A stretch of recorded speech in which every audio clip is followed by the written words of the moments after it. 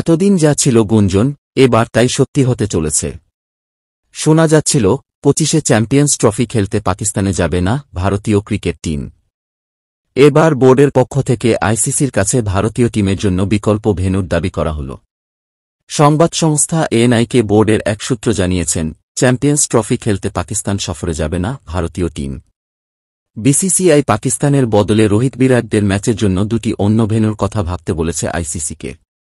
সেই দুই ভেন্যু কি? বোর্ডের সূত্রের মতে, আগামী চ্যাম্পিয়ন্স ট্রফিতে ভারতের ম্যাচ আয়োজনের জন্য বিকল্প ভেন্যুর নাম হিসেবে এগিয়ে শ্রীলঙ্কা, দুবাই। সংবাদ সংস্থা এএনআইকে বোর্ডের সূত্র বলেছেন, 2025 সালের চ্যাম্পিয়ন্স ট্রফি খেলতে পাকিস্তানে যাবে না ভারত। আইসিসিকে জানানো হয়েছে ভারতের ম্যাচ দুবাই বা শ্রীলঙ্কাতে দেওয়ার জন্য। এই দিক থেকে দেখতে হলে চ্যাম্পিয়ন্স ট্রফিতেও ভারত গত বছরের এশিয়া কাপের মতো হাইব্রিড মডেল চাইছে। এবার দেখার শেষ অবধি কি হয়। 8টি টিম 2025 সালের 19 ফেব্রুয়ারি থেকে 9 মার্চ চ্যাম্পিয়ন্স ট্রফিতে খেলবে। পিসিবি এই টুর্নামেন্টের সব কোটি ম্যাচ পাকিস্তানে আয়োজন করতে চাইছে।